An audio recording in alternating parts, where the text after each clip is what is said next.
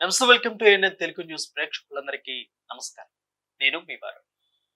ఈరోజు మనతో సినీ క్రిటిక్, రాజకీయ విశ్లేషకులు త్రిపురనేని చిట్టిబాబు గారు ఉన్నారు. సో ఆయన ఎలా మాట్లాడతారో అవలీలగా మీ అందరికి కూడా తెలుసు. ప్రతి విషయం మీద విశ్లేషణ, అవగాహన, పట్టు అనేది ఆయనకు. సో ఈరోజు ఆయనతో మనం మాట్లాడి కొన్ని విశేషాలు ఆయనతో చర్చించుకుందాం. ఎలా ఉండబోతుంది, సో ఫ్యూచర్ లో ఎలా ఉండబోతుంది, కొన్ని కొన్ని పాలిటిక్స్, అదేవిధంగా సినీ ఫిల్మ్ ఇండస్ట్రీలో కొన్ని కమిషన్స్ హడలెత్తిస్తారు. అదేవిధంగా ఆ ఫిల్మ్ ఇండస్ట్రీలో ఉన్న కొన్ని విషయాల మీద కూడా చిట్టిబాబు గారితో మాట్లాడి మనం అన్ని విషయాలు తెలుసుకుందాం. నమస్తే చిట్టిబాబు గారు. నమస్తే. ఎలా ఉన్నారు? Always all right. సో రాజకీయాలు ఇప్పుడు మీరు చూస్తూనే ఉన్నారు, రెండు తెలుగు రాష్ట్రాలు. సో మరి ముఖ్యంగా ఆంధ్రప్రదేశ్ లో తెలుగుదేశం పార్టీ ఏర్పడి దాదాపు కూడా 100 రోజుల పైనే అయింది. ఎలా ఉంది ఓవరాల్ 100 రోజుల పరిపాలన? ఎలా ఉందని ఎలక్షన్ ముందు ఎలా అయితే అబద్ధాలాడి 32,000 అమ్మాయిలు మిస్ అయిపోయారు, వాళ్ళ వ్యభిచార గృహాలకు అమ్మేశారు అని పచ్చి అబద్ధాన్ని మన పార్లమెంట్లో తేల్చేశారు. పచ్చి అబద్ధం అదని, అలాంటి అబద్ధాలు సూపర్ సిక్స్లని, రకరకాల టైటిల్, దీంట్లో టైటిల్ అని మీ ఆస్తులు వాళ్ళు ప్రభుత్వం కాజేస్తుందని రకరకాల అబద్ధాలు చెప్పి ప్రజలను నమ్మించారు. అన్ని అబద్ధాలే. టైటిల్ ఇదనేది కేంద్ర ప్రభుత్వం యొక్క పాలసీ, అది స్టేట్ గవర్నమెంట్ కాదు. అది స్టేట్ గవర్నమెంట్ ప్రజలు నమ్మించి ప్రజలు కంగారు పడిపోయారు, మన ప్రాపర్టీలు పోతాయేమో, మన ఆస్తులు పోతాయేమో అని. అట్లా రకరకాల అబద్ధాలని, రకరకాల భ్రమల్ని, రకరకాల మాయల్ని సృష్టించి వచ్చారు. ఏదైతే వాళ్ళు అబద్ధాలను ప్రజలు నమ్మారు. ఏదో ఇస్తారు, ఇంకా ఇస్తారు, ఇంకా ఇస్తారని ఆశపడు ప్రజలు పాపం వాళ్ళు తప్పట్లేదు. ఎందుకంటే నువ్వు రూపాయి ఇస్తున్నావు, అతను 2 రూపాయలు ఇస్తారంటే ఎందుకు కాదంటారు? సరే వీళ్ళు అలా నమ్మారు. ఇప్పుడు వీళ్ళు ఎలక్షన్ అయిపోయిన తర్వాత అవన్నీ అబద్ధాలు, డొల్ల మాటలు. 32,000 మంది పచ్చి అబద్ధం అని పార్లమెంట్లో తేల్చేశారు. సూపర్ 6లో ఒక్కటి కూడా అమలు కావట్లేదు. ఒక్కటి కూడా, అదిగో ఇంకా టైము, దీపావళి తర్వాత ఒకటి, ఇంకోటి ఇంకో సంవత్సరం అధ్యయనం చేయాలన్న వాళ్ళు. లోకేష్ ఏమో ఇంకా అధ్యయనం చేసి చేయాలంటాడు. ఈ లోపల మనోహర్ ఏమో ఈ అన్నం కానీ సిలిండర్స్ ఇప్పుడప్పుడే కాదు అని మొన్న అన్నాడు. ఇప్పుడేమో దీపావళి తర్వాత అంటున్నాడు. దీపావళి తర్వాత మళ్ళీ సంక్రాంతి అంటారు, ఏమంటారు చూడాలి. అది అయ్యేదాకా అట్లా. ఈ చంద్రబాబు ఏమో భయం వేస్తుందట. ఎందుకు భయం వేస్తాయా? 14 ఏళ్ళు సీఎంవి, 40 ఏళ్ళ అనుభవం ఉన్నవాడివి, నీకు ఖజానా పరిస్థితి తెలుసు. అదొక అబద్ధం. ఖజానాలో 10 లక్షలు అప్పు పెట్టేసింది గత ప్రభుత్వం, అదొక పచ్చి అబద్ధం. ఆయన 2019లో ఇచ్చేటప్పుడు 2,62,వేల అప్పుతోటి ఇచ్చెళ్ళాడు. దాన్ని ఇక్కడ ఈ ప్రభుత్వం, గత ప్రభుత్వం 4 లక్షల చిల్లర చేసింది. అంటే ఇంకో 1,55,000 ఎంతో, 1,55,000 కోట్లు వాళ్ళు అప్పు చేశారు. మధ్యలో వాళ్ళు కరోనా దెబ్బతింది. మొత్తం 4.5 లక్షలు, దాదాపు 4.5 లక్షల పైచిలకు అప్పు ఉంది రాష్ట్రం. దాన్ని 10 లక్షల అప్పు అని వ్యవస్థగా చేసి, అది పార్లమెంట్లో మొన్న ఎంత అప్పు ఉందంటే తేల్చి చెప్పారు. సో ఇవన్నీ అబద్ధాలు. ఆయన తెలీదా? అన్నీ తెలుసు. జనాలు మోసపుచ్చారు. ఇప్పుడు గెలిచిన తర్వాత అయినా మనం ఏదో మాట్లాడాం, గెలిచాము, వచ్చినాక ప్రభుత్వాన్ని మన ప్రజలకి నమ్మకం ఆ నమ్మకాలు లేవు. అన్ని అబద్ధాలు. నెలకొక పాయింట్ పెట్టి డైవర్షను, నెలకు ఒక విషయాన్ని తీసుకొస్తారు, డైవర్షన్. ప్రజలు ఈ విషయాల గురించి ఆలోచించకుండా, వరదలు వచ్చినాయి, వరదల్లో 382 కోట్లు పులిహార ప్యాకెట్లకు అయినాయి అని, 23,000 కోట్లు అగ్గిపెట్లకిను క్యాండిల్స్కి అయిందని, వింటానికి కూడా వింతగా ఉండే అబద్ధాలు చెబుతూ వాటిని ప్రమోట్ చేస్తూ వాటిని చేస్తున్నాం అని అబద్ధాల చిట్టా నడుస్తుంది, అవినీతి చిట్టా నడుస్తుంది. ఇసుక, ఫ్రీ ఇసుక అన్నాడు. ఫ్రీ ఇసుక అని ఇప్పుడు మళ్ళీ దాని ఛార్జ్, ఆ ఛార్జెస్ అని ఇప్పుడు ప్రైవేట్ పార్టీలకి అప్పచెప్పారు. ప్రైవేట్ పార్టీలకి ఇసుక అప్పచెప్తే ప్రైవేట్ పార్టీలు ఆదాయం సంపాదించకుండా, లాభం సంపాదించకుండా అమ్ముతారా, ఇస్తారా? అది ఏమి ఫ్రీ అంటే అర్థం ఏంటో కొత్త అర్థం చెప్తున్నాడు చంద్రబాబు నాయుడు. ఫ్రీ అంటే ఒట్టి మీకు పేపర్ మీద ఫ్రీ, మీరు అవి తీసుకెళ్ళండి, అవి కట్టాలి, ఈ కట్టాలి, 1,600, 1,600 ఇది మొత్తానికి గతంలో కన్నా దారుణంగా చేస్తున్నారు. సరే మద్యం అన్నాడు. మద్యం గతంలో ఏదో ఆ ప్రభుత్వం చేసింది, ఇది చేసింది, ఎక్కువ పెట్టేసింది, ఎక్కువ పెట్టడం వల్ల జనాలు తాగలేకపోతున్నారు అసలు అని. ఇప్పుడేమో 99 రూపాయలకి ఇస్తామని వీళ్ళు, వాళ్ళ పార్టీ బీజేపీ మిత్రపక్షం 50 రూపాయలకి ఇస్తాము, క్వార్టర్ మమ్మల్ని గెలిపిస్తారన్న వాళ్ళు. ఇప్పుడు ఎక్కడ 90 రూపాయలకు దొరుకుతుంది, ఎక్కడ 99 దొరుకుతుంది, ఎక్కడా లేదు. దాని మీద ఓపెన్, పైగా డిస్టిలరీస్, ఒక్కొక్కడు 30,000 కమిషన్ ఇవ్వాలి ఒక్కొక్క దీనికి. ఎమ్మెల్యేలకి రూ. 3 కమిషన్ ప్రతి బాటిల్ మీద ఇవ్వాలి. ఎంత ఓపెన్‌గా దారుణంగా చేస్తున్నారు. ఇయన్నీ చేస్తూ మళ్ళీ పైగా మేమేదో చేస్తున్నాం, మేము చించేస్తున్నాం అని వర్షన్ ఒకసారి ఇదని తిరుపతి లడ్డు అని, ఇంకోసారి విజయసాయి రెడ్డి అని, ఇంకోసారి ఇప్పుడు మన సజ్జలు అని ఏదో ఒకటి లాగటం, అనవసరంగా ప్రజలను డైవర్ట్ చేయటం, ప్రజలు ప్రభుత్వాన్ని ప్రశ్నించకుండా, ప్రభుత్వాన్ని అడగకుండా, ఏమి అడగకుండా అసలు ఆలోచన కూడా ఇంకో ఆలోచన, ఈ ఒక దౌర్భాగ్యమైన దుర్మార్గమైన దొండగీడు ప్రభుత్వం నడుస్తుంది. చంద్రబాబు తన కొడుకుని ఎట్లా ముఖ్యమంత్రి స్థానంలోకి తీసుకెళ్ళాలి, తన కొడుకుని ఎలా పవన్ కళ్యాణ్ దాటించుకుని తీసుకెళ్ళాలి. 2029లో తను సీఎం క్యాండిడేట్ కాదు, ఎందుకంటే 80 ఏళ్ళు ఇదే ఆఖరి ఎన్నికలు అన్నాడు కనుక. నాటికి ఎవరు కూటమి తరపున గెలిచేది ఎవరు తర్వాత విషయం, కూటమి తరపున ఎవరు ముఖ్యమంత్రి. సో తన కొడుకుని తీసుకెళ్లాలనేది ఆయన తాపత్రయం. దానికోసం ఆయన పావులు కదులుతున్నాడు. ఇక్కడ పవన్ కళ్యాణ్ ఏమో ఎలాగో చంద్రబాబు నన్ను ముఖ్యమంత్రి చేసే అవకాశం ఇవ్వడు కనుక, నేను ముఖ్యమంత్రి అవ్వాలంటే నేనేమి రూట్ చేసుకోవాలని సనాతన ధర్మం అని కొత్తగా ఒక స్లోగన్ మొదలు పెట్టుకుని, సనాతన ధర్మం అంటే ఏంటో తెలియదు ఆయనకి. నోటికి పదం వాడేస్తాడు సనాతన ధర్మం అని. సనాతన ధర్మం అంటే ఆయనకేంటి సనాతన ధర్మం? ఆయన వాళ్ళ నాన్న సిగరెట్ని దీపారాధన చేస్తే సిగరెట్ అంటించుకుంటారని చెప్పాడు. హిందువులే, ఈ హిందూ పెద్దలు, హిందూ మత పెద్దలు, హిందువులే ఈ దేశంలో మతకలు వాళ్ళకి కారకులు, మిగతా ఏ మతం వాళ్ళు చేయరు, హిందువులే చేస్తారని హిందువులు అంత దౌర్భాగ్యంగా తిట్టినవాడు. ముస్లిం దీనికి వెళ్ళిపోయి ఎద్దు మాంసం బాగుంటుంది, ఇది హలాల్ చేశారు ఇది కూడా అని చెప్పి రొట్టెలు వేసుకుని తిన్నాడు. కమ్యూనిస్టులో దేవుళ్ళు లేడని నాస్తికులతోటి సంసారం పెట్టుకున్నాడు కొన్నాళ్ళు. అట్లా ఆయన జగువేరా అంటాడు ఒకసారి, ఎప్పుడు ఏమంటాడో ఎందుకు ఏమంటాడో ఒక నియంత్రణ లేదు, ఒక విధానం లేదు, ఒక ప్రధానం లేదు, ఏమీ లేదు. నోటికి ఈ టయానికి ఏమొస్తే అది మాట్లాడటం తప్పితే ఒక సిద్ధాంతము, ఒక విధానము పర్ఫెక్ట్గా ఇవాళ ఏమన్నావు నిన్నేమన్నావు మర్చిపోతాడు, ఇవాళ ఏమంటాడో రేపు మర్చిపోతాడు, రేపు ఏ పూటకి ఏం మాట్లాడతాడో తెలియదు. బీజేపీ ఉంది, బీజేపీ దానికి అసలు ఇండిపెండెంట్ లేదు, ఇండివిజువాలిటీ లేదు, చచ్చిపోయింది. బీజేపీ అనేది ఇవాళ బీజేపీ పార్టీనే లేదు ఆంధ్ర రాష్ట్రంలో. పేరుకు బీజేపీ కానీ ఒరిజినల్గా బీబీపీ అది, అంటే బాబు భజన పార్టీ అయిపోయింది, బీజేపీ కాదు. సో వాళ్ళకి ఇండివిజువల్గా సీఎం క్యాండిడేట్ లేడు. వాళ్ళకి పార్టీకి క్యాండిడేట్ అంటే సీఎం క్యాండిడేట్ అని చెప్తే 10 ఓట్లు కూడా రావు, ఎవరు అలాంటి క్యాండిడేట్ లేరు కనుక వాళ్ళు పవన్ కళ్యాణ్ ముఖాన్ని చూపించి మా కూటమి యొక్క క్యాండిడేట్ అని పవన్ కళ్యాణ్ చూపించి, ఆ తర్వాత ఒకవేళ పొరపాటు గెలిచినప్పుడు చూసుకోవచ్చు పవన్ కళ్యాణ్ ఎలా నొక్కాలో ఎలా తొక్కాలో అప్పుడు మనం చూసుకోవచ్చు. ముందు అని ఆ టీంలో వాళ్ళు ఉన్నారు. ఎన్నికలు అయిపోయి ప్రజలు మీ మాటలు అబద్ధాలో నిజాలో తప్పులు ఉప్పులు మొత్తానికి మిమ్మల్ని నమ్మారు, మీ మాటలు నమ్మి మిమ్మల్ని గెలిపించారు. ఇంకా జగన్ చెప్పం ఎందుకు, ఇంకా జగన్ జగన్ జగన్ అని చూడండి తెలుగుదేశం ఆ గ్రూప్ లో ఎవరు చూసినా ఏ టాపిక్ అడగండి జగన్ మొదలు. జగన్ జపం మానేసి ప్రజలు జపం చేస్తే ఈ వీళ్ళ ప్రజలు గెలిపించినందుకు వాళ్ళ బాధ్యత వహించినట్టు ఉంటుంది. వాళ్ళు ప్రజల జపం చేయట్లా, ప్రజల జపం లేదు, జగన్ జపం, జగన్ జగన్ జగన్ జగన్.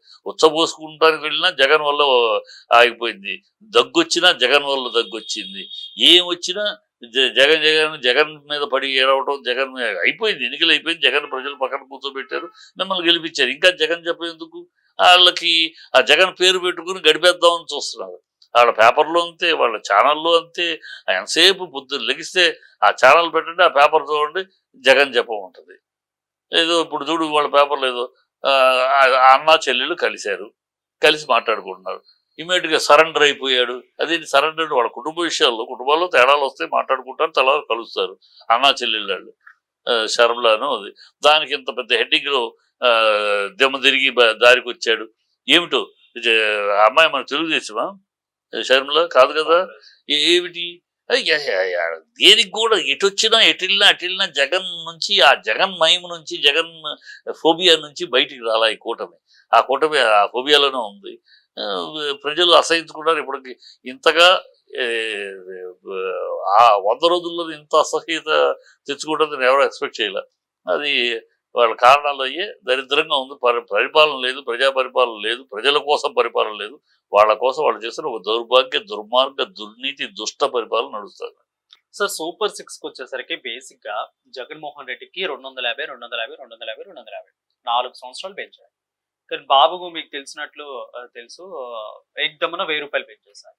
సో సూపర్ 6 లో ఒకటి అమలైన అంటే అన్నా క్యాంటీన్ ఇచ్చారు. ఎంతమందికి వెళ్తాంది అనౌన్స్మెంట్? ఎవరైతే చంద్రబాబు పీరియడ్ లో చెప్పుకుంటున్నారు చంద్రబాబు మీరు గ్రౌండ్ రియాలిటీ చూడండి. చంద్రబాబు మాట వేరు, చేత వేరు. చంద్రబాబు పెదాలు పలకరిస్తా ఉంటే కనుబొమ్మలు వెక్కిరిస్తాయి. చంద్రబాబు నాటకాలు అయ్యి అతనికి వెనకాల మీడియా మేనేజ్మెంట్, ఆయన బ్రహ్మాండమైన మీడియా మేనేజ్మెంట్. ఈ దేశంలోనే ఎవరికి మీడియా మేనేజ్మెంట్ తెలుసు. లేకపోతే మేనేజ్మెంట్ లేకపోతే ఆయన మహానాయకుడు రామారావు అంతటి దైవ స్వరూపుడు కారణజన్ముడైన రామారావు గారిని కొలదూసి ఆయన కట్టతడి పెట్టించి అది కూడా గొప్ప కార్యం కింద చేయించుకోగలిగాడు తన మీడియాతోటి. అతనికి ఉన్న గొప్ప లక్షణం అది. ఇవాళ సారా తాగడానికి, మందు తాగడానికి, మందు తాగడ్డని ఈ భూ ప్రపంచంలోనే ఏ మినిస్టరు, ఏ ప్రెసిడెంట్, ఏ సీఎం కూడా ప్రపంచంలో ఏ దేశంలో కూడా తాగండి, మీకు తక్కువకి ఇస్తాను, తాగండి తాగండి తాగండి అని ఎవడన్నా మాట్లాడతాడా? పైగా తాగి పడిపోతారట. పడిపోయిన వాళ్ళు తీసుకెళ్ళడానికి గవర్నమెంట్ కార్లు బళ్ళు పెట్టాలట. తాగి పడిపోయిన వాళ్ళని, రోడ్డు మీద పడిపోయిన వాళ్ళని తీసుకెళ్లి ఇల్లు చేస్తాడు. ఇది వాళ్ళ మిత్రపక్షమైన బీజేపీ అంటది. ఇంత దౌర్భాగ్యమైన మాటలు ఏ ప్రభుత్వం ఈ ప్రపంచంలోనే, ఏ దేశం, మన దేశం కాదు కదా, ప్రపంచంలోనే ఏ ప్రెసిడెంట్, ఏ పార్టీ ప్రెసిడెంట్, ఏ గవర్నమెంట్ చీఫ్ మినిస్టర్, ప్రెసిడెంట్ ఎవరో మాట్లాడరు. ఈ దరిద్రం వీళ్ళే మాట్లాడతారు. ఇది జరిగింది వేరు, జరుగుతున్న వేరు. ఉచిత బస్సు ఏమైంది? ఏమైనాయి? గ్యాస్ సిలిండర్లు ఏమైనాయి? మా ఇంటిలో ఎంతమంది ఉంటే అంతమందికి 15,000 అన్న అది ఏమైంది? ఇవన్నీ ఏమైనాయి? మీరు కదా మాట్లాడారు, ఎవరు అడగల, మీరే అన్నారు 15,000. నలుగురు ఉంటే నలుగురికి 15,000 అని మీరు కదా మాట్లాడారు. ఇప్పుడు రెడ్డి గారే అన్నారు కదా, వాళ్ళకి కొంత హనీమూన్ పీరియడ్ టైం ఇవ్వండి, హనీమూన్ పీరియడ్ టైం ఇస్తే. హనీమూన్ పీరియడ్ ఎవరికి ఇవ్వాలి?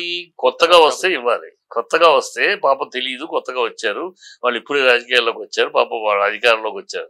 చంద్రబాబు హనీమూన్ పీరియడ్ నవ్వుతాడు ఎవడన్నా? తాతకు దగ్గులు లేనప్పుడు చంద్రబాబు హనీమూన్ పీరియడ్ ఇవ్వాల? 40 ఏళ్ళ అనుభవం, 3 సార్లు సీఎం చేసిన వాడివి, 14 ఏళ్ళు సీఎం అయితే నీకు హనీమూన్ పీరియడ్ ఇవ్వాలా? బుద్ధి జ్ఞానం ఉండదు మాట్లాడడానికి. ఎవరికో ఇచ్చారు, కొత్త వాళ్ళకి వచ్చేది ఇచ్చారంటే ఆ మాటకు ఒక అర్థం ఉంది. రేవంత్ రెడ్డి పాపం వచ్చాడు కొత్తగా, ఆయన అంటే రేవంత్ రెడ్డి కొత్తగా. హనీమూన్ పీరియడ్ అంటే వ్యక్తులకా పార్టీకా మీ ఉద్దేశం? హనీమూన్ పీరియడ్ పార్టీకి వాళ్ళు అనేది. మరి కాంగ్రెస్ పార్టీ ఆల్రెడీ కూడా 10 సంవత్సరాలు అక్కడ వ్యక్తి ఏమో కొత్తవాడు. ఇక్కడ పార్టీ, వ్యక్తి ఇద్దరు అనుభవం ఉన్నవాళ్ళు. పార్టీ అనుభవం ఉన్న పార్టీ, వ్యక్తి అనుభవం ఉన్న పార్టీ, అందులో సీఎంగా అనుభవం ఉన్నవాడు. ఇక్కడ సీఎంగా అనుభవం ఉన్నవాడికి హనీమూన్ పీరియడ్ ఏంటి? 24 hours ఆర్గనైజేషన్. అంటే అతను సాకులు ఎతకటం తప్పితే, చేయకుండా సాకులు ఎతకడం తప్పితే, డబ్బులు ఇవ్వటం. 15,000 కోట్లు లోన్, 15,000 కోట్లు ఇచ్చింది గవర్నమెంట్. లోన్ తీసుకుంటానికి ఫెసిలిటేషన్ చేసింది. అదేమి గ్రాంట్ కాదు. లోన్ ఫెసిలిటేషన్ మనం కట్టాలి, మన రాష్ట్రం కట్టాలి. ఆ డబ్బు ఇవాళ కాదు రేపు కట్టాలి. లోన్కి వాళ్ళు ఆర్గనైజింగ్ చేశారు. దాన్ని గ్రాంట్ అని అబద్ధం ఆడతారు. గ్రాంట్ ఏంటి? గ్రాంట్ అంటే నువ్వు కట్టకల్లా, గ్రాంట్ కాదు ఇచ్చింది. సెంట్రల్ గవర్నమెంట్ ఇచ్చేది 15,000 కోట్లు. It's only loan facilitation. దాన్ని పచ్చి అబద్ధం ఆడతారు. ఇవాళ నేను సంపద సృష్టిస్తానని హరికథలు మాట్లాడాడు. ఆ రోజు మేము మా లాంటి అడిగాం, ఆయన నువ్వు ఆ ప్రభుత్వం ఇస్తున్న సంక్షేమ పథకాలు 62,000 కోట్లు అవుతున్నాయి అని నువ్వు విమర్శించావు. ఇలా అయితే శ్రీలంక అయిపోతున్నావు. మరి నువ్వేమో ఇవాళ నువ్వు ఇస్తున్న పథకాలు చూస్తూ ఉంటే 1,72,000 కోట్లు అవుతాయి కదా, మరి నువ్వు ఎట్లా చేస్తావు? మాకు తెలుసు, మాకు సంపద సృష్టించడం తెలుసు అన్నాడు. ఏం సంపద సృష్టించావు దీంట్లో? 7,000 కోట్లు గవర్నమెంట్ సెక్యూరిటీస్ తాకట్టు పెట్టి 7,000 కోట్లు అప్పు తెచ్చావు. ఇంకో 10,000 కోట్లు పోర్టులు తాకట్టు పెట్టి 10,000 కోట్లు కాదు. ఇది సంపద సృష్టించమా? అంటే ఇతరులు అప్పు చేస్తేనేమో రాష్ట్రాన్ని అప్పులు పాలు చేస్తారా, దివాళా తీస్తారా అంటావా? నువ్వు అప్పులు చేస్తేనేమో అది సంపద సృష్టిస్తా అంటే నువ్వు చేస్తే సంసారం, కూడా చేస్తే వ్యభిచారం. ఈ దౌర్భాగ్యపు విధానాలు, దౌర్భాగ్యపు మాటలు చంద్రబాబు. జనాలకు మాకు తెలుసు, మా లాంటి వాళ్ళకి తెలుసు, విశ్లేషకులుగా మా అందరికి తెలుసు. చంద్రబాబు చెప్పేయన్ని వేరు, చేసి చేయడు. పోయినసారి ఏం చేశాడు, ఇప్పుడు అదే చేస్తాడు. పోయినసారి 600 ప్రామిసులు చెప్పాడు, 6 ప్రామిసులు కూడా నెరవేర్చలేదు. ఇలా చేస్తాడని చెప్పావు, కానీ ప్రజలు నమ్మారు. వాళ్ళ తప్పు అట్లా ప్రజలు ఆశపడ్డారు. ఇస్తానంటున్నాడు, ఎందుకు కాదు? అలా అనుభవం నుంచి చూడు కదా ఇస్తాడు. పైగా పవన్ కళ్యాణ్ ఉన్నాడు పక్కన. వాళ్ళు చంద్రబాబు మీద కొంత అనుమానం ఉన్న పవన్ వీళ్ళిద్దరికి ఫ్యూచర్ లో ఎలా ఉండబోతుంది అంటే పవన్ కళ్యాణ్ ప్రతిసారి ఒక 5 సంవత్సరాలకు ఒకసారి పార్టీ మారుతా ఉంటాడని లేదంటే తన ఇండివిజువాలిటీ ఆయనకి లేదు ఎందుకంటే ఒకసారి ఒక్క ఎమ్మెల్యేని గెలిపించుకున్నారు అనేది ప్రజల్లో ఉన్న కొంత అభిప్రాయం ఏ పార్టీలో ఉంటే ఆ పార్టీలో కొంత అదే. అప్పుడే ఆయనకి చేదుడు వాదోడు ఉంటుంది సో అతనికి- వీళ్ళిద్దరికి ఫ్యూచర్ లో ఎలా ఉండబోతుంది ఫ్యూచర్ లో వీళ్ళిద్దరు ఖచ్చితంగా తేడాలు వస్తాయి. ఎందుకంటే ఇక్కడ తేడా మధ్య లోకేష్, ఇప్పుడు పవన్ చంద్రబాబు అనేవాడు తన కొడుకుని ప్రమోట్ చేయకుండా పవన్ కళ్యాణ్ ప్రమోట్ చెయ్యడు. ప్రస్తుతం తొక్కేస్తాడు డెఫినెట్ గా తొక్కడానికి ఆల్రెడీ స్టెప్స్ వేస్తున్నాడు. ఆ తొక్కుతాడు. ఎప్పుడో పవన్ కళ్యాణ్ తెక్క దొరుకుతుంది. ఎప్పుడో ఆవేశపరుడు కదా, ఎప్పుడో ఒక టప్పర్ ఏదో నోరు జారుతాడు. ఆ జారినప్పుడు ఆటోమేటిక్ గా బీజేపీ నెత్తిని పెట్టుకుంటుంది. బీజేపీకి వాళ్ళకి ఎవరు లేరు. బీజేపీకి అంత తలమాసిన వాళ్ళు ఎవడు సీఎం క్యాండిడేట్ లెవెల్ స్టేచర్ ఉన్న వాళ్ళు ఎవరు బీజేపీ లేరు కనుక ఇతను పెట్టుకుంటారు. ఇతను పెట్టుకుని ఇతను మొహం చూపించి వాళ్ళ అజెండా ట్రై చేస్తారు. అందుకనే ఇప్పుడు పవన్ కళ్యాణ్ సనాతన ధర్మం ఎత్తుకున్నాడు. నిన్నదాకా దేవుడు లేడన్న వాడు ఇవాళ సనాతన ధర్మం ఎత్తుకోవడానికి కారణం అదే. ఆయనకేం తెలుసు ఉదయనిధి ఎందుకు అన్నాడు ఏమిటో. ఉదయనిధి అన్న సనాతన ధర్మం గొడవ వాళ్ళది 67 ఏళ్ళ 1958 నుంచి జరుగుతున్న గొడవ అది. ఆ పోరాటం అది ద్రవిడ పోరాటం అది. బ్రాహ్మణుల యొక్క ఆధిపత్యం సనాతన ధర్మం పేరిట బ్రాహ్మణులు ఆధిపత్యం చేస్తున్నారు సమాజంలో. ఆ బ్రాహ్మణుల ఆధిపత్యం నుంచి బయటపడాలి, సమానత్వం కావాలి అనేది వాళ్ళ పోరాటం. ఆ పోరాటం గురించి నీకేం తెలుసు అని సనాతన ధర్మం గురించి మాట్లాడతావు. నీకేం తెలుసు సనాతన ధర్మం గురించి? ఆ సనాతన ధర్మంలో 3 పెళ్లిళ్ళు లేవు, విడాకులు లేవు. ఇవన్నీ నీకు బేసిక్గా your unfit to B Sanatani కదా. ఇవన్నీ ఉన్నాయి. ఎందుకు మాట్లాడుతున్నాడు అంటే బీజేపీ గుడ్లు బుక్స్ లో కంటారు. బీజేపీకి కూడా అది కావాలి. బీజేపీకి కూడా ఒకళ్ళు కావాలి కనుక పవన్ లాక్కుంటానికి వాళ్ళు పవన్ సంఖలో చేరడానికి ట్రై చేస్తారు. ఇవన్నీ రాబోయే కాలంలో ఒక 6 నెలల టైం మ్యాక్సిమం. ఈ ఇయర్ ఎండింగ్ లోపే ఇద్దరి మధ్య ఒకళ్ళొకళ్ళు రావడం గ్యారంటీ. అది గ్యారంటీ అవుతుంది. అది రాకపోతే పవన్ కళ్యాణ్ క్లోజ్ చాప్టర్. ఎందుకంటే పవన్ కళ్యాణ్ రేపు 2029 ఎన్నికల్లో కూడా ఈసారి చంద్రబాబుకి ఇయ్యండి అన్నట్టు రేపు లోకేష్కి ఇయ్యండి అన్నాడు అనుకో ప్రజలు నవ్వుతారు. ప్రజలు నువ్వే మనిషి నువ్వే నవ్వుతారు. కనుక నాకు ఓటు ఇవ్వండి నేను సీఎం అని అడగాలి. అతను అడిగితే అతని లైఫ్ లేదని రాజకీయ లైఫ్ లేదు. అది అడగాలి. అడగాలంటే చంద్రబాబు అడగనివ్వడు.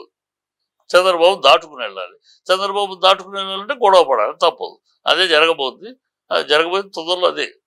నిజంగా తిరుమల లడ్డు అనేది కూడా తెలుగుదేశం పార్టీ కేవలం డైవర్షన్ పాలిటిక్స్ లో భాగమైన లేదంటే మత రాజకీయాలు అంటే ఎట్లాగో నార్త్ లో ఉన్నాయి బట్ ఇప్పుడు సౌత్ లో కూడా ఎంటర్ చేయాలన్న ఉద్దేశం బీజేపీ ప్లానా లేదంటే ఇక్కడ వీళ్ళ డైవర్షన్ ప్లాన్ రెండిట్లో ఏంటిది అసలు కరెక్ట్?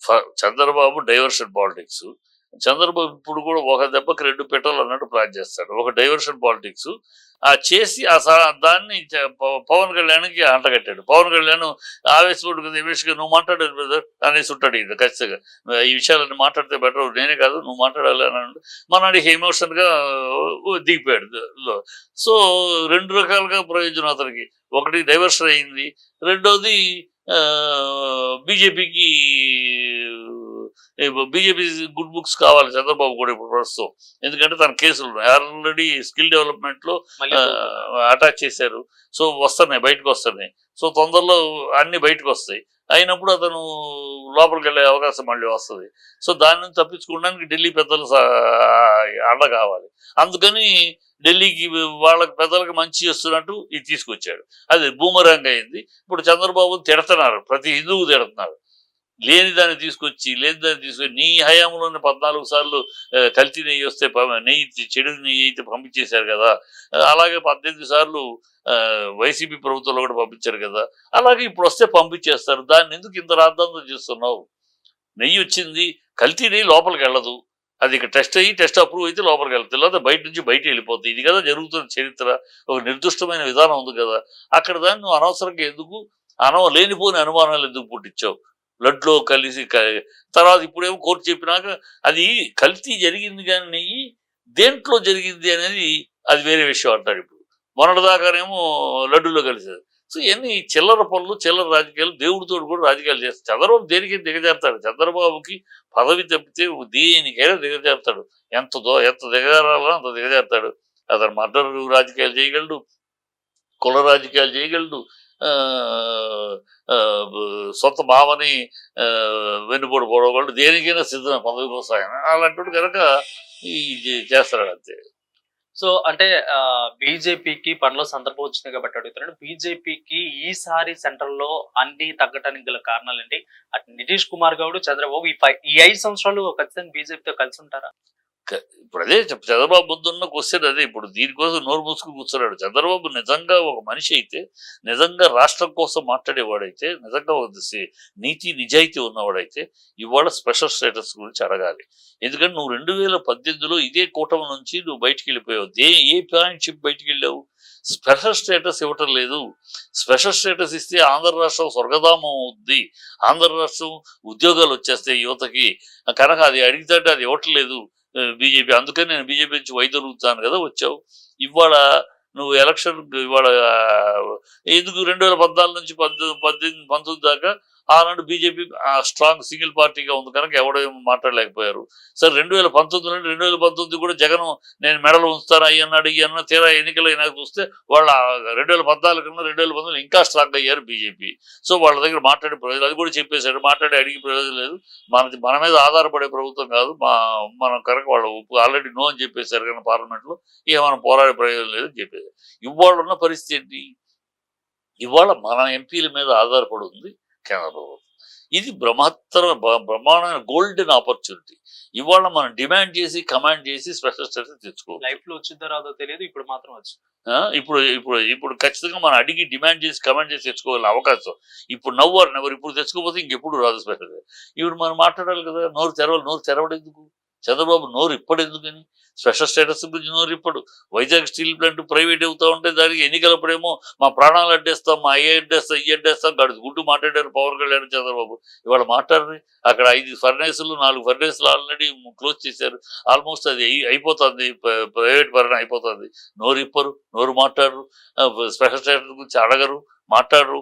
వైజాగ్ రైల్వే జోన్ గురించి మాట్లాడరు. అది ఒక మాట చేస్తామన్నారు. చేస్తామని 10 ఏళ్ళుగా అంటున్నారు కదా. అదే మాట త్వరితగతిన దాన్ని క్లారిఫై చేస్తామంటున్నారు. చేస్తామని అవుతుంది. ఇప్పుడు నువ్వు గట్టిగా నిలదీయాలి. ఇప్పుడు మన మీద ఆధారపడద్దు ప్రభుత్వం. ఇప్పుడు నిలదీస్తే ఇంకెప్పుడు చేస్తారు? చెయ్యడు. ఎందుకు చేయడు? నీకు అక్కడ నువ్వు స్కిల్ డెవలప్మెంట్ కేసులో నువ్వు ఉన్నావు కనుక చెయ్యవు. ఇది దౌర్భాగ్యం జరుగుతుంది. రాష్ట్రం కోసం అతను మాట్లాడేది వాడు స్పెషల్ స్టేటస్ గురించి అడగాలి. మరి వైజాగ్ అక్కడేమో నితీష్ కుమార్ శుభ్రంగా తనకి 1,00,000 కోట్లు అడిగాడు. ఆల్రెడీ 80,000 కోట్లు తీసుకున్నాడు. ఇంకా మిగతా అడుగుతున్నాడు. స్పెషల్ స్టేటస్ కూడా అడుగుతున్నాడు. అతను డిమాండ్ చేస్తాడు. అదే వెళ్ళిపోతారంటున్నాడు. ఇప్పుడు ఈ పరిస్థితుల్లో చంద్రబాబు కంటిన్యూ అవుతాడా? కంటిన్యూ అయితే ప్రజల ముందు భద్రం అయిపోతాడు. లేదంటే అడగాలి. అడిగితే కాంగ్రెస్ వాళ్ళు రెడీగా ఉన్నారు. ఇప్పుడు రాజకీయాలు ముఖ్యమా, రాష్ట్రం ముఖ్యమా? కాంగ్రెస్ వాళ్ళు రెడీగా ఉన్నారు. నువ్వు మాకు సపోర్ట్ చెయ్యి, నితీష్ కుమార్, చంద్రబాబు మీరు మాకు సపోర్ట్ చేయండి. సపోర్ట్ చేస్తే మేము స్పెషల్ స్టేటస్ ఇస్తాం. స్పెషల్ స్టేటస్ ఇవ్వమనేది కాంగ్రెస్ పాలసీ కానీ వాళ్ళ బీజేపీ పాలసీ కానీ మా పాలసీ కాదు. మేము ఇస్తాం స్పెషల్ స్టేటస్, మీరు నాకు మద్దతు ఇవ్వండి అని అడుగుతున్నారు. మరి నువ్వు రాజకీయాల కోసం నీ కేసుల కోసం ఇక్కడే ఏలాడతావా? లేదు రాష్ట్రం కోసం నాకు స్పెషల్ స్టేటస్ ఎవరిస్తే వాళ్లే నాకు అని రాష్ట్రం కోసం వెళ్తావా? చంద్రబాబు ముందున్న ప్రశ్న. చంద్రబాబు ఏం చేస్తాడో చూడాలి. చంద్రబాబు తన సెల్ఫ్ ఇంట్రెస్ట్, తన సొంత తన ప్రాబ్లం కోసం చూస్తాడా, రాష్ట్రం కోసం చూస్తాడా? అంటే ఈ 5 సంవత్సరాలు బీజేపీ ఉండిద్దా? ఎందుకంటే ఇంచు గ్యాప్ ఉంది. ఎక్కువ పోల్చుకుంటే ఇంచు గ్యాప్ ఒకటి కాంగ్రెస్ కి, ఇండియన్ కూటమికి, ఇటు బీజేపీ. సో అంటే 5 సంవత్సరాలు ఉండిద్దా? లేదు అంటే బీజేపీ చాలా పొరపాటు నీ క్యాలిక్యులేషన్. 300 వాళ్ళు ఎక్కడ 99 మొత్తం కలిపి 99 సీట్లు కాంగ్రెస్ మిగతా అన్ని కలిపి వేరే 99 కాంగ్రెస్ కి వచ్చి ఏముంది? ఇండియా కూడా మొత్తం కలిపి ఏం ఛాన్స్ లేదు. అది అలా కాదు. వీళ్ళిద్దరూ మారితే 340 సీట్లు ఉన్నాయి వీళ్ళ కాంబినేషన్ లో. వీళ్ళిద్దరూ మారితే ఇంకో వీళ్ళ కలిపి 30 సీట్లు. ఆ 30 సీట్లు వెళితే 270. అప్పుడు కాంగ్రెస్ అవకాశం. ఇక్కడ 340 నుంచి వీళ్ళు 30 సీట్లు తగ్గిపోతే 310కే వస్తారు. వాళ్ళు మెజారిటీలోకి వస్తారు. సో అలా అందుకని కాంగ్రెస్ వాళ్ళు అంటున్నారు మీరు మాకు ఇవ్వండి మద్దతు, ఆ ప్రభుత్వాన్ని దింపేద్దాం, మాకు ఇవ్వండి, మీకు స్పెషల్ స్టేటస్ ఇస్తామన్నారు. ఇప్పుడు చంద్రబాబు ముందున్న ప్రశ్న అది. స్పెషల్ స్టేటస్ కోసం ఎన్నాళ్ళు పోరాడడం. ఆంధ్ర రాష్ట్రం పుట్టిన కాడి నుంచి స్పెషల్ స్టేటస్ అనే 3వ ఎన్నికలు ఇది. స్పెషల్ స్టేటస్ అనే మాట కోసం మోసం చేసింది బీజేపీ, మోసం చేసింది అని మాట్లాడింది మీరే. అందరూ మాట్లాడారు. బీజేపీ మోసం చేసింది, స్పెషల్ రైటింగ్స్ లేదని చంద్రబాబు మీడియా అంతా వాగింది కదా అప్పుడు. ఈ ఆయన మీడియాలన్నీ ఈనాడు అవ్వచ్చు, ఆంధ్రజ్యోతి అవ్వచ్చు, మహా న్యూస్ అవ్వచ్చు, అన్నీ బీజేపీ మోసం చేసింది, స్పెషల్ రైటింగ్స్ ఇవ్వలేదు మోసం అని మాట్లాడారు కదా. మరి ఇవాళ మీరు మీ చేతిలో ఉంది కదా, మీరు డిమాండ్ చేయొచ్చు కదా. ఇవాళ మాట్లాడరు, ఆ మీడియా మాట్లాడదు. ఇవాళ మాట్లాడాలి కదా. రాష్ట్రానికి ముఖ్యమైనది, రాష్ట్రానికి అవసరమైనప్పుడు అది ఎందుకు అడగరు, ఎందుకు సాధించుకోలేరు? అవకాశం ఉంది కదా. ఇవాళ మన మీద ఆధారపడుతుంది కదా. సో ఇవన్నీ డ్రామా. వీళ్ళకి రాజకీయాల్లో వీళ్ళ పదవులు వీళ్ళు తప్పితే రాష్ట్ర పురోగతి, రాష్ట్ర అభివృద్ధి మీద ధ్యాస లేదు అనేది ఖచ్చితంగా తెలుస్తుంది ఇప్పుడు. సార్ అసలు వైసీపీ నేతలు అధికారంలో ఉన్నప్పుడు ఫుల్ హవాతో ఇలా ఎగిరిపడ్డారు ఒక్కొక్కరు. ఇప్పుడు అసలు వాళ్ళు ఆచూకీలో లేరు, కొడాలని లేడు. రోజా ఇవాళ ప్రెస్ మీట్ పెట్టింది నాకులే. తర్వాత అసలు ఆచూకీలో లేరు. బోరుగడ్డ అనిల్ మొన్నే దొరికాడు, లీలాప్రెడ్డి మిస్సింగ్, సరెండర్ అయ్యాడు. ఆ తర్వాత వల్లభనేని వంశీ ఆచూకీ లేరు. ఇంకేదన్నా అయితే సజ్జలు అప్పుడప్పుడు వస్తాడు, లేదంటే పెళ్లి అని వచ్చి ప్రెస్ మీట్ మాట. ఇంకెవ్వరు కూడా లేరు. ఎందుకు రోజు జగన్ రోజు మీటింగ్ జరుగుతాడు కదా, మీరు చూడలేదు. అధినాయకులు కాదు, ప్రజానాయకులు ఎందుకు కొడాలని అసలు ఆచూకీలో ఎందుకు లేడు? ఆచూకీలో ఉన్నాడు కానీ నేను కూడా ప్రెస్ మీట్ పెట్టాడు. ప్రెస్ మీట్ వాళ్ళు టీవీ 9 ఇంటర్వ్యూ పెడితే వెళ్ళాడు. ఇక రెగ్యులర్గా ఇప్పుడు అధికారంలో ఉన్నప్పుడు ఏమో మీడియా వాళ్ళ చుట్టూ వెళ్తుందమ్మా, మీడియా వాళ్ళ దగ్గరికి వెళ్తుంది. అధికారంలో ఉన్నప్పుడు మీడియానే వెళ్తుంది. వాళ్ళు రోజు మీడియాని పిలవటం కాదు కదా. అధికారంలో ఉన్నప్పుడు రోజు మీడియా ఆ పార్టీకి సంబంధించిన వాళ్ళ దగ్గరికి వెళ్తూ ఉంటుంది. ఇప్పుడు తెలుగుదేశం ఈ కూటమి అధికారంలో ఉంది కదా, ఈ కూటమిలో అధికారంలో తెలుగుదేశం దగ్గరికి వెళ్తుంది. వీళ్ళే భయపడుతున్నారు. పవన్ కళ్యాణ్ ప్రజల్లోకి వెళ్ళడానికి భయపడుతున్నాడు. 32,000 అమ్మాయిల సంగతి ఏంటని అడుగుతారని. బీజేపీ వెనకాల ఉండి దరువు వేయటం తప్పితే ఇంకోటి లేదు. తానా అంటే తందానా అంటే తప్పితే వాళ్ళు మాట్లాడే సీన్ లేదు. వాళ్ళు అన్ని మాట్లాడేది అంటే ఆ నాయకత్వం లేదు. బీజేపీని లేదు. యాజ్ ఇట్ ఈస్ కూడా ఆంధ్ర రాష్ట్రంలో బీజేపీ లేదు, బీబీపీ ఉంది.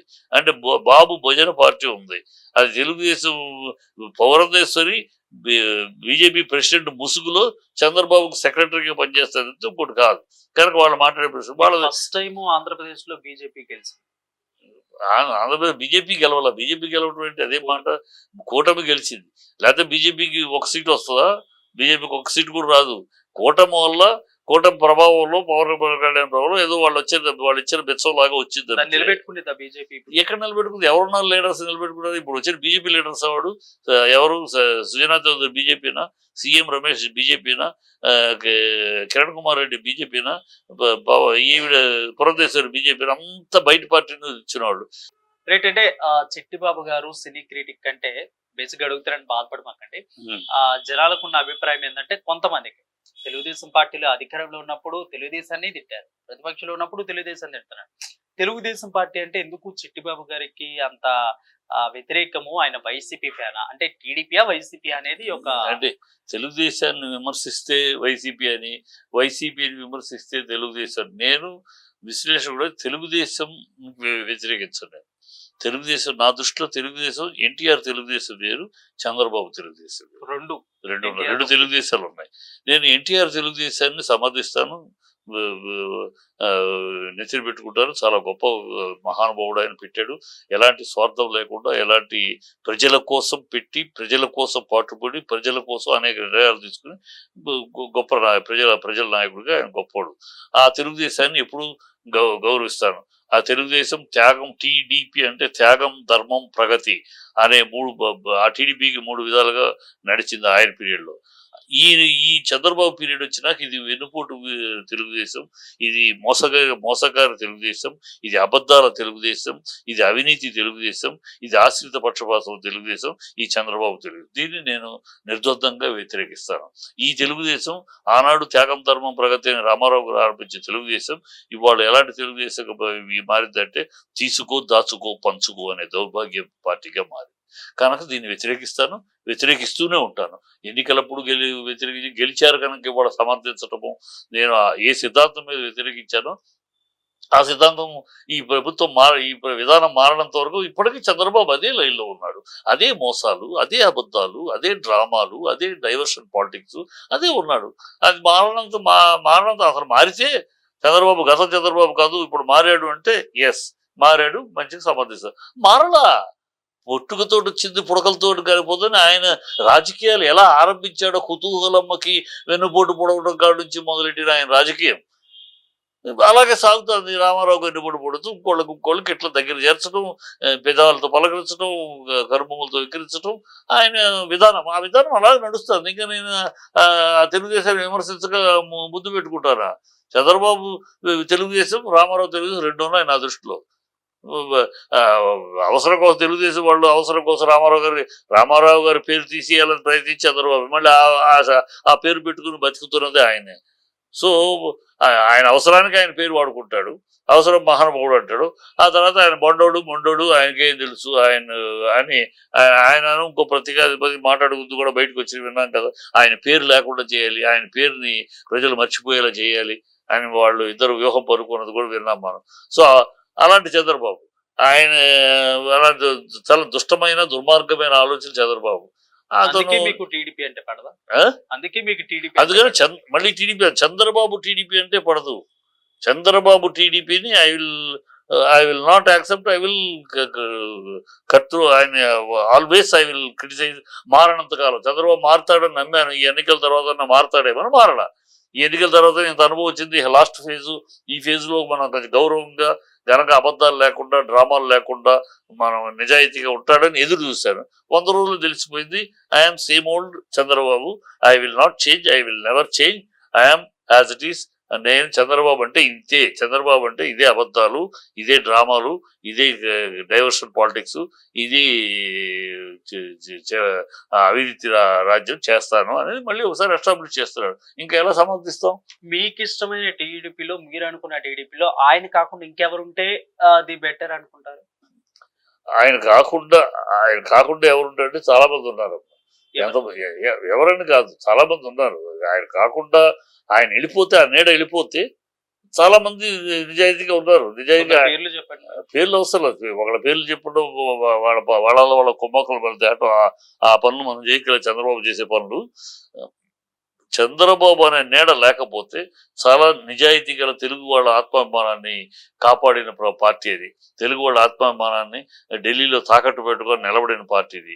ఈ చంద్రబాబు ఏమో అదే కాంగ్రెస్ తోటి చేతులు కలపడానికి వెళ్ళాడు. చేతులు కలిపి నుంచి రాహుల్ గాంధీ పక్కన అవసరాన్ని బట్టి అప్పుడు చేయెత్తాడు.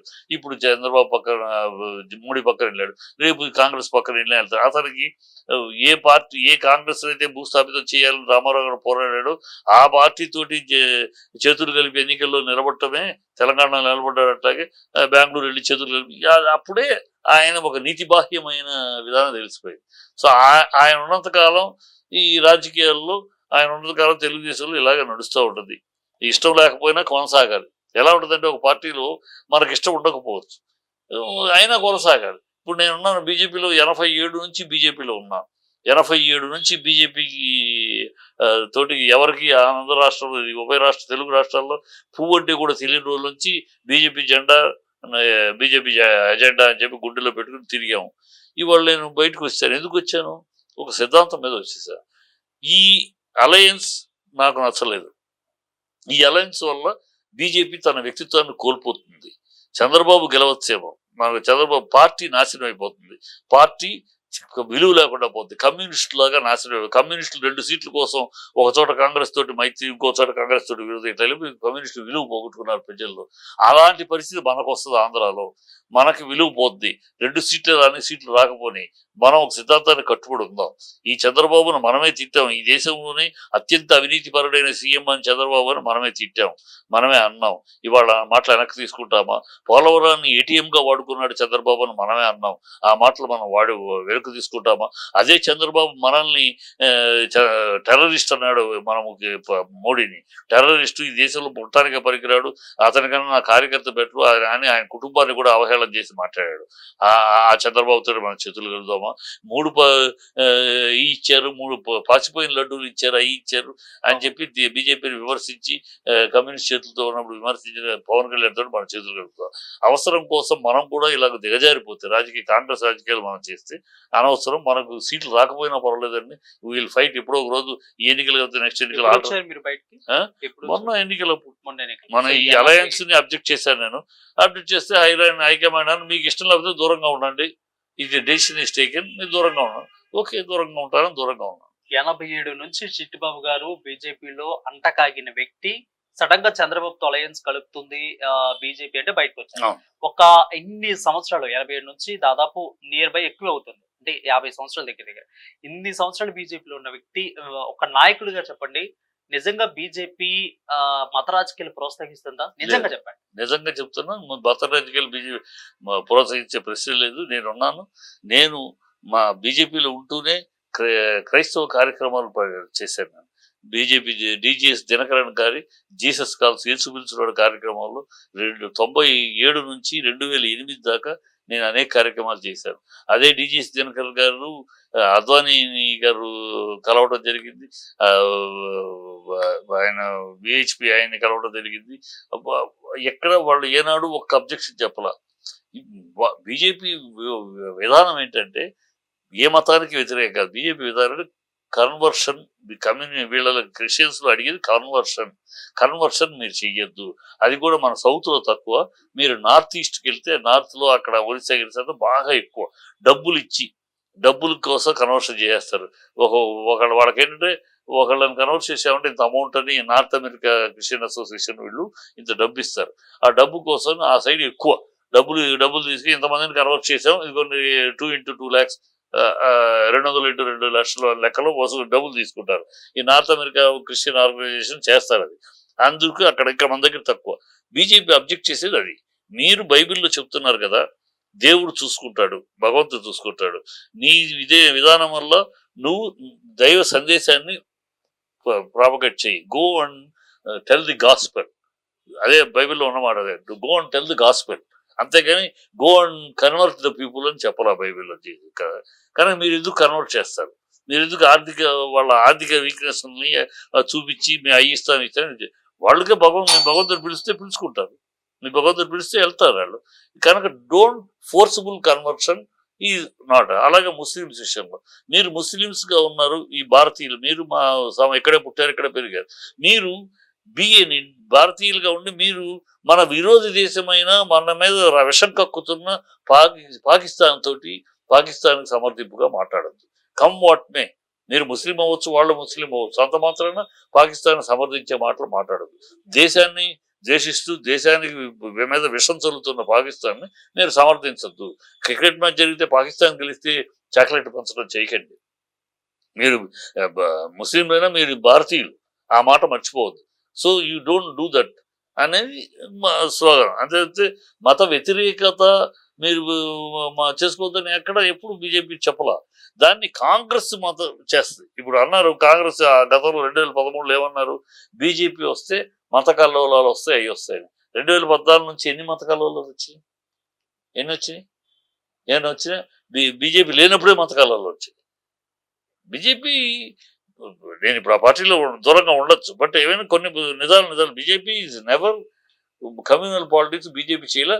కాంగ్రెస్ చేసి Congress communal regional religion politics, communist politics అది చేస్తుంది. మణిపూర్ కి కాంగ్రెస్ వాళ్ళు అంతమంది వెళ్ళారు, రాహుల్ గాంధీ అన్నిసార్లు తిరిగారు. మరి ఇక్కడ మణిపూర్ కి ఎందుకు అంత జరుగుతున్నా ఎవరు వెళ్ళారు? హోమ్ మినిస్టర్ వెళ్ళారు. హోమ్ మినిస్టర్ మోదీ ఇంతవరకు మోడీ వెళ్ళాలి. ఇప్పుడు మినిస్టర్ మొత్తం ప్రభుత్వం మోడీ ఒక్కడు కాదమ్మా. అది సంబంధించిన ఇష్యూ ఇది, హోమ్ మినిస్ట్రీకి సంబంధించిన ఇష్యూ. హోమ్ మినిస్టర్ చూడాలి. మోడీ వెళ్ళి చూసినాడు, ఆర్గనైజ్ చేయాలి, అక్కడ సమస్యను పరిష్కారం చేయండి హోమ్ మినిస్ట్రీ. ఈయన వెళ్ళాడు, అమిత్ షా వెళ్ళాడు, మిగతా మినిస్టర్స్ వెళ్ళారు. మోడీ రాలేదు అనే మాట పిచ్చి మాట, వాళ్ళు రాజకీయంగా వాడే మాట. అన్నిటికీ మోడీ రావాల్సిన అవసరం లేదు. మోడీ ప్రైమ్ మినిస్టర్గా ఉన్నారంటే ఈ దేశ విదేశాల్లో మనం అన్ని చూసుకోవాల్సిన వాడు. ఏ డిపార్ట్మెంట్కి అవసరం ఉందో వాళ్ళు వెళ్తారు. ప్రైమ్ మినిస్టరే అటెండ్ చేయాల్సిన విషయం ఉంటే ప్రైమ్ మినిస్టర్ వెళ్తాడు. అక్కడ home minister Amit Shah is equal to Modi, home minister of the country. వెళ్ళాడు, ఆ సమస్యలు దానికి ఏం చేయాలి, పోలీస్ తోటి interaction, what to do, how to do అనేది they are planning it. So ఇక్కడ ఇంటర్నేషనల్ మణిపూర్ అనేది ఇట్ ఈస్ నాట్ మన నేషనల్, మన యొక్క పుట్టించిన సమస్య. అది అమెరికన్స్, వాళ్ళు వెస్టర్న్ కంట్రీస్ చేస్తున్న దౌర్భాగ్యం. మణిపూర్లో కొంత భాగాన్ని, బంగ్లాదేశ్లో కొంత భాగాన్ని, మయన్మార్లో కొంత భాగాన్ని, 3 భాగాల్ని కలిపి ఒక కొత్త దేశంగా, క్రిస్టియన్ దేశంగా సృష్టించాలనేది వెస్టర్న్ కంట్రీస్ ప్లాను, దానికి మద్దతు చైనా కాదు. ఇలాంటి ఒక దౌర్భాగ్యమైన కుట్ర జరుగుతుంది.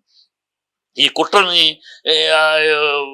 మీడియా కానీ వీళ్ళు కానీ అంతర్లీనంగా వెళ్ళి ఏమిటి అసలు దీనికి మూలం ఏంటి రాజకీయంగా వాడేస్తారు. అదంతే రాజకీయంగా వాళ్ళు మాట్లాడతారు. రాజకీయం కాదు అక్కడ జరుగుతున్న ఆ రెండు కొండ జాతులు రెండు ఉన్నాయి. అందుట్లో వాళ్ళు అక్కడ బాగా బీభత్స కొండపైన వెళ్ళిపోయి వాళ్ళు మొత్తం కురుగు వాళ్ళ పేర్లు ఏమన్నాయి, కుక్కీలు అక్కడ బాగా ఇది హెరాయిన్ ఆయన పండిస్తూ ఉంటారు, గంజాయి పండిస్తూ ఉంటారు. దాని బాగా సంపద వస్తుంది, దాని మీద సంపద ఉంది. దాన్ని వీళ్ళు కుకీస్ కాకుండా ఇంకోళ్ళు హ్యాండ్ ఓవర్ చేసుకోవాలని చూస్తున్నారు. వాళ్ళు అక్కడి నుంచి వచ్చారు, మయన్మార్ నుంచి వచ్చారు. మయన్మార్ నుంచి వచ్చిన వాళ్ళు. సో వాళ్ళిద్దరి మధ్య ఆధిపత్య పోరది. వాళ్ళిద్దరి మధ్య ఈ అడవి ప్రాంతాన్ని, ఈ సంపదని ఎవరు దక్కించుకోవాలని ఆధిపత్య పోరు. ఆ పోరుని సాకుగా పెట్టుకుని రాజకీయాలు చేస్తున్నారు కాంగ్రెస్. అది అసలు రహస్యం వెనకాల ఈ భాగాన్ని, నార్త్ ఈస్ట్ లో కొంత భాగాన్ని, మణిపూర్ని, మయన్మార్లో కొంత భాగాన్ని, బంగ్లాదేశ్లో కొంత భాగాన్ని కలిపి ఒక క్రిస్టియన్ దేశంగా చేయాలనేది వాళ్ళ తప్ప. ఎందుకు అది వాళ్ళకి బంగ్లాదేశ్లో అమెరికన్ వాళ్ళ యొక్క నేవీ ఇది కావాలి, చోటు కావాలి, వాళ్ళ యొక్క స్థావరం కావాలి. ఆ స్థావరానికి ఇండియా అంగీకరించలేదు నాళ్ళు. మనకు సపోర్ట్గా గత పిఎం ఆఫ్ బంగ్లాదేశ్ ఆవిడ మనకు సపోర్ట్గా నిలబడింది. ఎందుకంటే అక్కడ కనుక అమెరికా స్థావరం ఏర్పడితే, వాళ్ళ నావికాదళ స్థావరం అక్కడ ఏర్పడితే మనకు రిస్క్. ఆ రిస్క్ కోసం మనం అలౌ చేయలేదు. ఇప్పుడు వాళ్ళు వాళ్ళ పప్పెట్టు అని దింపి వాళ్ళ కుట్రతోటే అక్కడ జరిగిపోయింది. ఆ కుట్రతోటే అయిపోయిన విషయం ఎప్పుడు అయిపోయింది, దాన్ని లేనిపోయింది దాన్ని కెలికి కంపు చేసి వాళ్ళు ఆ అమ్మాయిని దిగేపోదాకా అల్లరి చేయించారు. అల్లరి చేయించి ఇప్పుడు ఎవరిని పెట్టుకున్నారు, ఒక పప్పెట్టును పెట్టుకున్నారు. వాడు ఇప్పుడు అమెరికాకి ఆ స్థావరానికి కల్పిస్తున్నాడు సార్. సో ఇంత కథ ఉంది. ఉన్న మణిపూరు మోడీ వెళ్ళలేదు అని కాంగ్రెస్ వాళ్ళు వాళ్ళకి సులువుగా కూడా చెప్తే అసలు విషయం దేశానికి సంబంధించిన దీనికి సంబంధించిన వాళ్ళు భారతదేశాన్ని చేల్చాలి, భారతదేశాన్ని విడగొట్టాలి అని పాకిస్తాను, చైనా, దానికి సమర్థింపుగా అమెరికా. ఎందుకంటే భారతదేశం పెరుగుతుంది, గ్రో అవుతుంది. రేపు కాకపోతే ఇంకో 2030 నాటికి మూడో స్థానానికి వెళ్తున్నాం. ఆల్రెడీ చైనాలో ఉన్న అనేక ఇండస్ట్రీస్ వాళ్ళు అక్కడ క్లోజ్ చేసేసుకుని భారతదేశం చూస్తున్నారు. సో అమెరికా తోటి పోటీ పడతాము, వాళ్ళకి అది భయం. అమెరికాతో పోటీ పడే ఎకనామిక్స్ భారతదేశంలో వస్తుంది. అంచనా ప్రకారం, ప్రపంచ మేధావుల అంచనా ప్రకారం ఇంకో 10 ఏళ్లలో 2030-35 నాటికి, మ్యాక్సిమం 40 నాటికి డాలర్ కన్నా రూపాయి విలువ పెరిగే అవకాశం ఉంది. ఇవాళ డాలర్కి 80 రూపాయలు ఇస్తున్నాం మనం. రేపు అదే పరిస్థితి రివర్స్ అయ్యి మనం రూపాయికి $40 మనకు వచ్చే రోజు వస్తుంది అని ఎకనామిక్ ఎక్స్పర్ట్ చెప్తున్నారు. ఇప్పుడు వెళ్తున్నారు. ఇవన్నీ భరించలేక వాళ్ళు ఇంటర్నేషనల్ కూప్ జరుగుతుంది. భారతదేశాన్ని ఎట్లా చేల్చాలి, దాన్ని విడగొట్టాలి అనేది ఒక తాపత్రయం. ఆ తాపత్రయంలో జరుగుతున్న కుట్రలు, రాజకీయ కుట్రలు, ఈ మామూలు ఇష్యూలుగా ఈ తెలియకుండా మన జర్నలిజం, మన తెలుగు జర్నలిజం అనేది దరిద్రం అనుకో. మన తెలుగు చరిత్ర పైన తప్పితే ఏది లోతుకెళ్ళి అనలైజ్ చేసి విశ్లేషించి దీని ఏంటి మూలాలు ఛేదించి మనల్ని రాయరు. మనకు వాళ్ళకి ఎంతసేపు వాడిని వీడి తిట్టాడు, వాడిని తిట్టాడు, వాడి అమ్మాయి చేయి పట్టుకున్నాడు, వీడి అమ్మాయి లంగా పట్టుకున్నాడు, ఈ లడాచోరు బ్యాటర్లు వేసి వ్యూవర్షిప్ కోసం తప్పితే అసలు వాట్ ఈస్ జర్నలిజం యొక్క బాధ్యత ఏంటి? ప్రజల కోసం మనం ఏం జర్నలిజం చేస్తున్నాం? ప్రజా జర్నలిజం మనం చేస్తున్నాం. ప్రజల కోసం మనం న్యూస్ చెప్తున్నామా? ఆల్ దిస్ మనం చచ్చిపోయింది అది మన దగ్గర. అందుకని ఎన్ని తెలియక మీరు అంటాడు మామూలుగా అడుగుతున్నారు. ఇది ఇంటర్నేషనల్ కుట్ర. ఈ కుట్రని ఛేదించాల్సిన అవసరం అందరూ, భారతదేశంలో ప్రతి ఒక్కరు దానికోసం నిలబడాలి. ఇంటర్నేషనల్ కుట్ర అయితే మరి బీజేపీ ఎందుకు ఈ విషయాన్ని బహిర్గతంగా చెప్పలేకపోతుంది? ఎందుకు చెప్పడం? మేము చెప్తూనే ఉన్నాం, బీజేపీ చెప్తారు. కానీ కాంగ్రెస్ దాన్ని రాజకీయం చేయడం కోసం మీడియా మొత్తం ఇప్పుడు మోదీ మీడియా లాగే హైలైట్ అవుతుంది. ఏమి మోడీ మీడియా ఇప్పుడు ఇవన్నీ విశ్లేషించి వాడు చెప్పాడు, అర్నబ్ గోస్వామి విశ్లేషించి చెప్పాడు. ఈ టైమ్స్ లో విశ్లేషించి చెప్పారు ఎక్కడ జరుగుతుంది ఏంటి. బంగ్లాదేశ్ కూల్చినప్పుడు కూడా ఇది మనకు వస్తుంది, ఈ సమస్య మనకు రాబోతుంది, ఇప్పుడున్న కూటమి మయన్మార్ నుంచి ఇవి ఇలా చేయబోతున్నారు, దీనికి ఒక స్ట్రాటజీ చేస్తున్నారు అని ఆల్రెడీ. ఎందుకంటే ఆయుధాలు దొరికినాయి, వాళ్ళు టెర్రరిస్టులు పట్టుకుంటే ఆయుధాలు దొరికినాయి, చైనా మేడ్ ఆయుధాలు దొరికినాయి అక్కడ వాళ్ళ చేతుల్లో. ఇవన్నీ చూపిస్తున్నారు. మన దాకా మన సౌత్ మీడియా, మన తెలుగు కొత్త తమిళనాడులో కూడా చేస్తున్నారు. మిగతా మీడియాలో మన సౌత్లో అంత ఇన్వెస్టిగేషన్ జర్నలిజము అంత చేయాల్సిన అవసరం మామూలుగా చేయకపోవచ్చు. కానీ ఇప్పుడు అవసరంలో ఏ విషయం జరిగినా ఉన్న రాజకీయంగా కాంగ్రెస్ బీజేపీ ఈ దౌర్భాగ్యపు ఒకళ్ళ మీద ఒకళ్ళు నెపాల్లో వేసుకునే దాన్ని కాదు కదా. అసలు బేస్ తెలిస్తే ప్రజలకు అర్థమవుతుంది. అసలు బేస్లోకి వెళ్ళట్లా. ఇప్పుడు నేను చెప్పగలిగాను, ఎట్లా చెప్పగలిగాను, స్టడీ చేసి బట్టి చెప్పారు. అది పేపర్లు చెప్పాలి, ఎలక్ట్రానిక్ మీడియా చెప్పాలి, మరి నార్త్లో నేషనల్ మీడియాలో చెప్తున్నారు, దాన్నైనా కనీసం చూసి చెప్పాలి. ఏమీ చేయట్లేదు. అందువల్ల మీకు అర్థం కావట్లేదు ఏంటి అసలు ఎక్కడ మూలం ఉంది. ఎప్పుడు కూడా ఏ సమస్య వచ్చినా ఆ మూలాన్ని కనుక పట్టుకోగలిగితేనే మనం దేనైనా ఛేదించగలం. మూలాన్ని వదిలేసి పైన చూస్తూ ఉంటే ఆ ఆకులు పీకితే మళ్ళీ ఆకులు వస్తాయి కదా. ఆ మూలాన్ని కొట్టగలిగితే మూలాన్ని పట్టుకుంటే కొట్టగలం. మూలాన్ని ఎప్పుడు పట్టుకోగలం? క్షుణ్ణంగా శోధించి పరిశోధిస్తే వస్తుంది. అది వాళ్ళున్న సమస్య. అది ఇంటర్నేషనల్ గా పెద్ద కూపు జరుగుతుంది. భారతదేశాన్ని విడగొట్టాలి, భారతదేశం నుంచి మరొక క్రిస్టియన్ దేశాన్ని ఏర్పరచాలి అనేది వాళ్ళ గట్టి విధానం. ఆ విధానమే జరుగుతుంది ఇవన్నీ. ముత్తేలమ్మ టెంపుల్ మీద సెకండ్ లో జరిగిన ఇష్యూని చూసారు కదండి. సో ఇంత ఇష్యూ జరిగినా కానీ ముస్లిం ఎంఐఎం నేతలు ఎవరు కూడా నోరు మెదపడం లేదు. అంటే మా వాళ్ళది తప్పే, ఐదర్ మా మతస్థులది తప్పే అలా చేయటం, మా వాడి కాకపోయినా మా పార్టీ వాడి కాకపోయినా మా మతస్థులది తప్పే అనేందుకు వాళ్ళు నోరు మెదపలేకపోతున్నారు. ఇప్పటి వరకు కూడా వాళ్ళు మెదపలేకపోతున్నారు. ఎందుకు నోరు మెదపట్లేదు బీజేపీ? అది అడుగు. బీజేపీ ఎలక్షన్ అప్పుడేమో దేవుడు, దేవాలయము, రాముడు, అంటే బీజేపీ నేతలు కిషన్ రెడ్డి వచ్చారు, మిగిలిన నేతలందరూ కూడా అక్కడికి వచ్చి నిన్న ధర్నా చేశారు. నిన్నే కాదు మొన్న. సో అది కాదు ధర్నా. వెళ్ళిపోయి లిప్ సింపతిగా 4 మాటలు మాట్లాడటం కాదు ధర్మ. రోడ్డు మీదకి రండి. దేవుడు తలను పగలగొట్టి వాడు వస్తే, అదే ముస్లిం దర్గాకి వెళ్ళి మీరు ఒకటి పగలగొడితే వాడు ఉంటాడా? ఇంట్లో ఇలా వచ్చి సందర్శించి వెళ్తాడా? మీద పడతాడు, ఆవేశం కక్కుతాడు. మీరు సన్నాసులాగా కూర్చుని వెళ్ళిపోయి ఒకసారి చూసి వచ్చేసాము అంటే పొద్దున సాయంత్రం దాకా చేసి వస్తున్నారు అంతే. ప్రజలతోటి వెళ్ళాలి, వాడిని అరెస్ట్ చేయాలి, వాడిని తీసుకెళ్ళి అరెస్ట్ చేయాలి, మొత్తం వాళ్ళు క్షమాపణ చెప్పాలి. అది అలా చేయాలి. ఆ ప్రభుత్వం దిగి రావాలి. రేవంత్ రెడ్డి మళ్ళీ మత విద్వేషాలు రెచ్చగొడుతున్నారు. మత విద్వేషాలు అంటే వాళ్ళు పగలగొడితే వాడిని చెయ్యి మత విద్వేషాలు అంటారేమో. వాడి ఒక చర్చికి తీసుకెళ్లి చర్చిని పగలగొట్టండి, ఒక గోడ పగలగొట్టండి, ఒక మసీదు రోడ్డుకు అడ్డంగా నడి రోడ్డులో కట్టేసి ఉంటారు సమాధులు. వాటిని రోడ్డు వేయడం కోసం తీసేస్తానే అల్లరి నానా బీభత్సం చేసేస్తారే. ఒక దేవాలయంలో ఒక దేవుడు తలను నరికి వాడు కాలుతో తన్ని ఇంత చేస్తే రోడ్డు మీద మీరు రారా? మీకు ఆవేశం రావట్లేదా? మీకు ఎమోషన్ రావట్లేదా?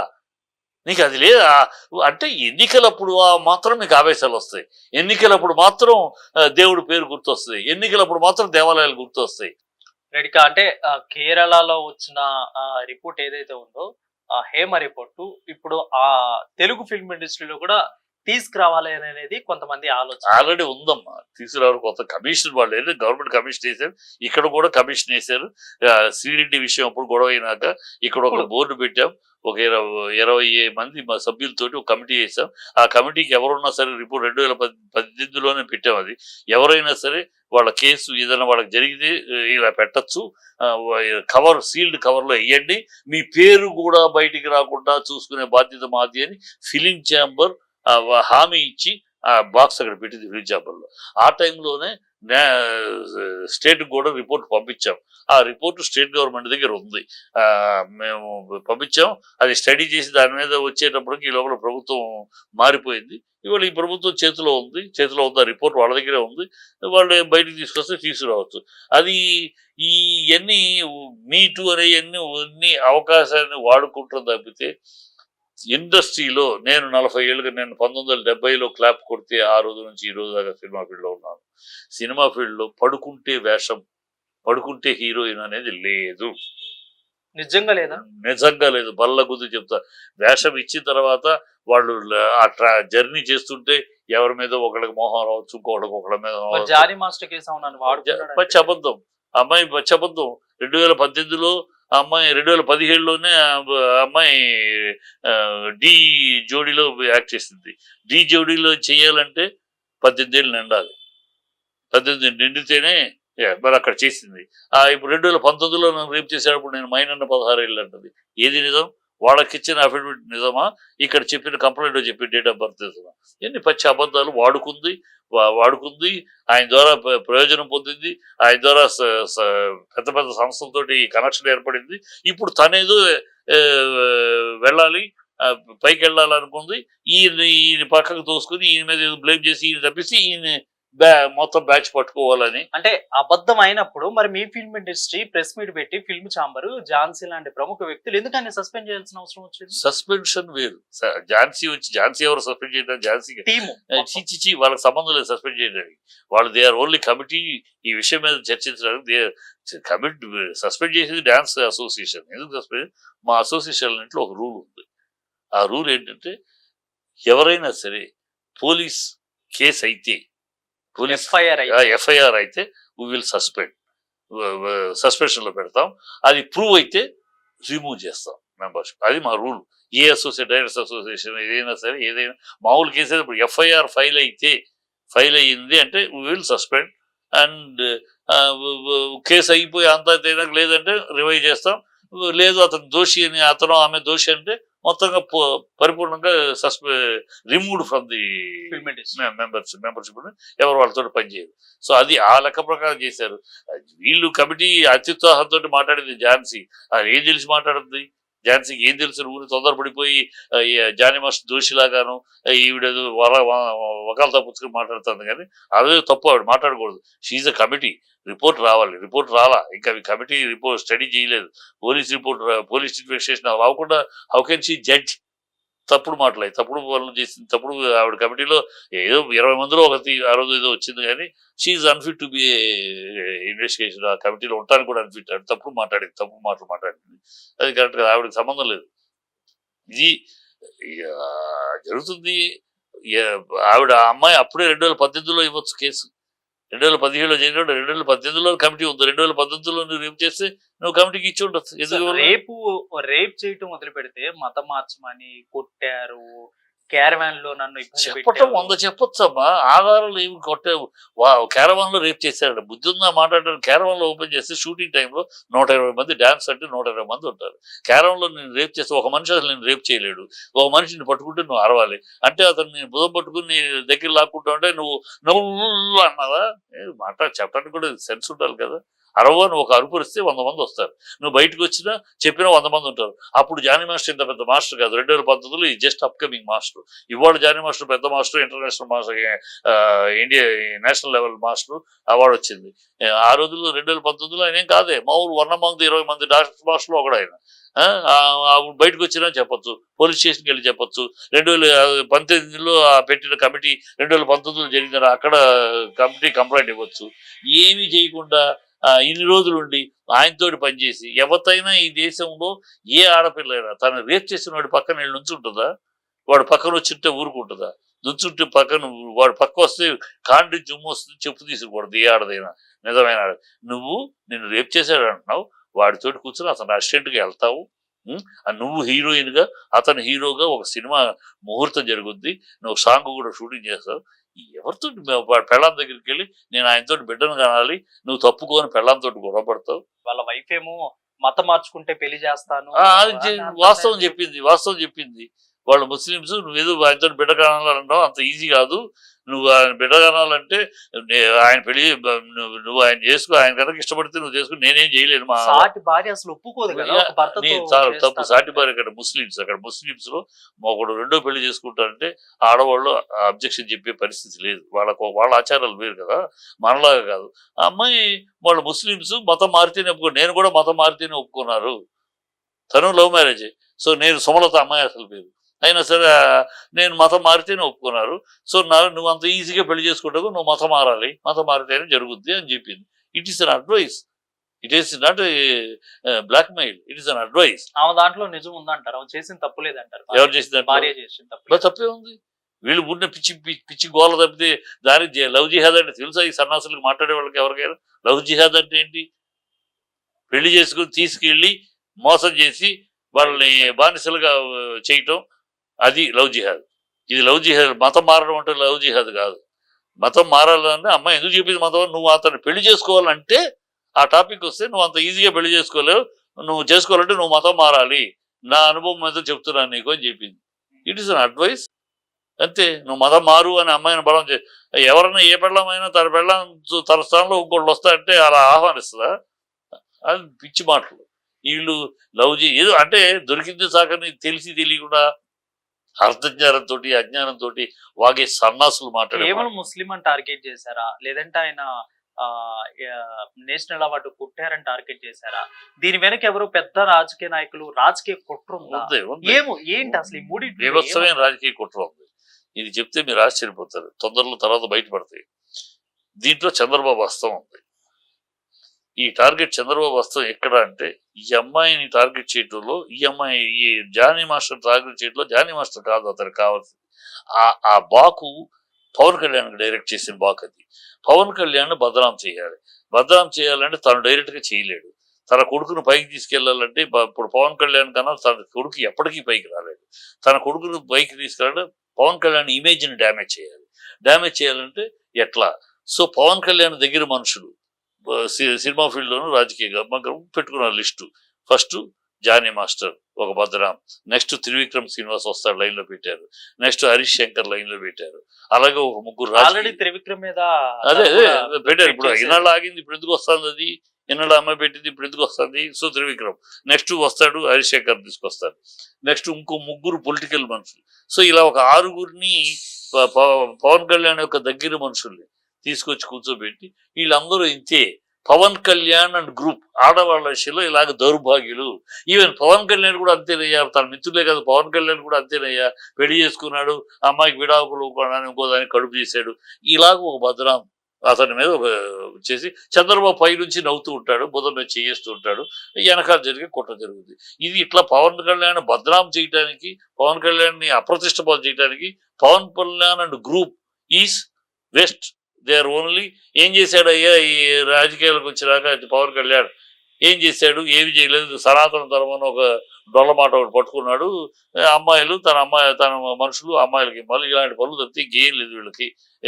రాష్ట్రానికి సంబంధించి ఏమీ చేయలేకపోయాడు అని అతను బదనాం చేయటం.